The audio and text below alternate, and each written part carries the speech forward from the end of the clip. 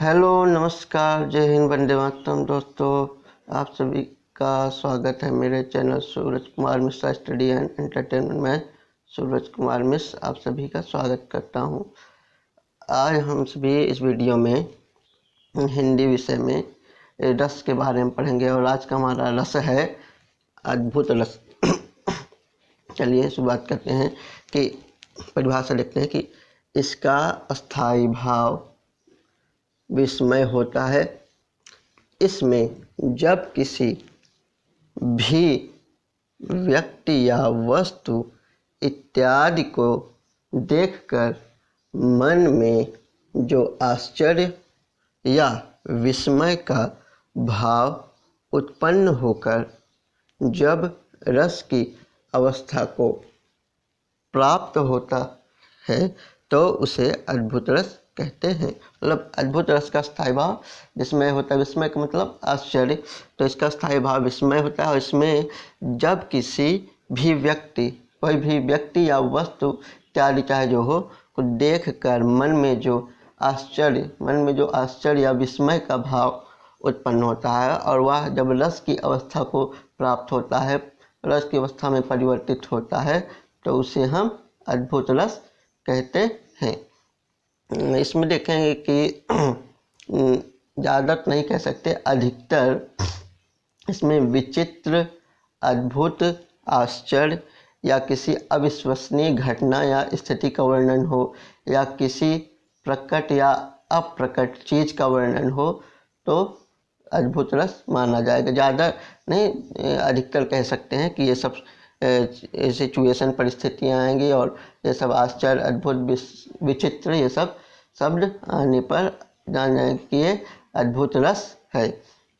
तो इसका स्थायी भाव विस्मय, इसमें इसका स्थायी भाव विस्मय होता है। जब किसी व्यक्ति को या वस्तु, कोई भी चीज़ हो, उसको देखकर मन में जो आश्चर्य का भाव उत्पन्न हो, पैदा हो, तो वो जब रस की अवस्था में बदल जाता है, परिवर्तित हो जाता है, तो उसे अद्भुत रस कहते हैं। उदाहरण देखेंगे तो 3 उदाहरण है यहाँ कि देख यशोदा शिशु के मुख में सकल विश्व की माया, क्षण भर को वह बनी अचेतन, हिल न सकी कोमल काया।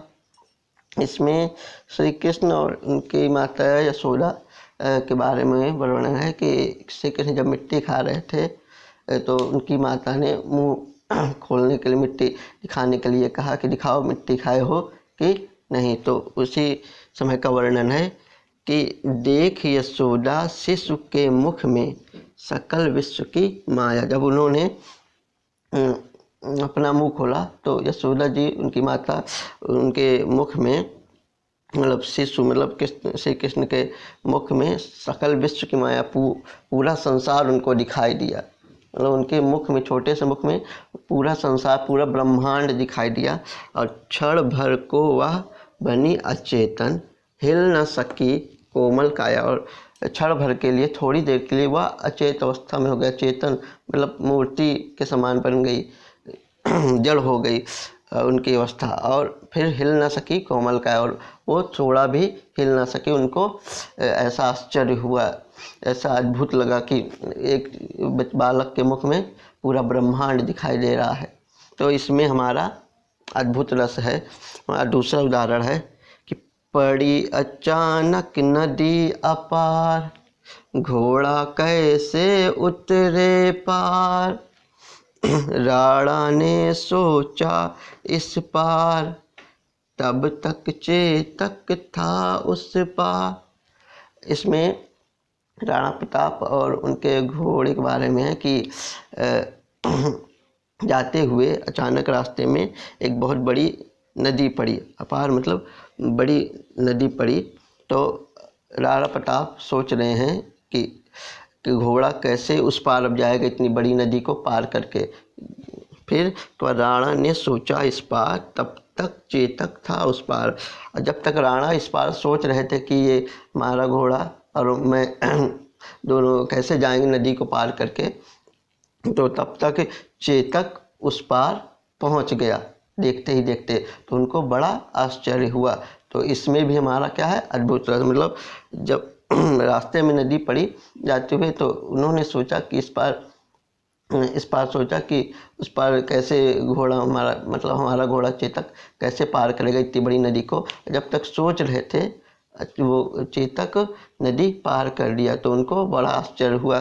तो इसमें अद्भुत रस है हमारा कि पड़ी अचानक नदी या पार, घोड़ा कैसे उतरे पार, राणा ने सोचा इस पार, तब तक चेतक था उस पार। तो हमारा दूसरा उदाहरण इसमें भी अद्भुत रस है। एक और उदाहरण है जो रामचरितमानस से लिया गया, बालकांड से। इसमें राम भगवान के बारे में है कि देख रावा मात ही निज, अद्भुत रूप अखंड, रोम रोम प्रति लागे, कोटि कोटि ब्रह्मांड। कि उन्होंने, श्री राम भगवान ने बचपन में छोटे रूप में ही उन्होंने अपनी माता को अपना निज, मतलब अपना अद्भुत अखंड रूप प्रकट किया, उनको दिखाया। और उसको देखकर उनकी माता को बहुत आश्चर्य हुआ। और रोम रोम प्रति लागे, कोटि कोटि ब्रह्मांड। और उनके एक एक रोम में, एक एक शरीर के रोम में करोड़ों ब्रह्मांड, ब्रह्मांड मतलब ब्रह्मांड लगे हुए हैं। मतलब बहुत ब्रह्मांड संसार लगे हुए हैं। कि देख रावा मात ही निज, अद्भुत रूप अखंड, रोम रोम प्रति लागे, कोटि कोटि ब्रह्मांड। श्री राम जी ने अपनी माता कौशल्या को अपना अद्भुत रूप, अद्भुत अखंड रूप दिखाया। और रोम रोम प्रति लागे, कोटि कोटि ब्रह्मांड। उनका एक एक रोम, शरीर का एक एक रोम जो है श्री राम का कोटि कोटि ब्रह्मांड, मतलब करोड़ों ब्रह्मांड में लगे हुए हैं, दिखाई दिया। और इसमें उनको, की माता को बहुत आश्चर्य हुआ। तो इसमें भी हमारा आश्चर्य होने के लिए, तो इसमें हमारा अद्भुत रस है। तो हमारे यहाँ 3 रस, अद्भुत रस के 3 उदाहरण हैं।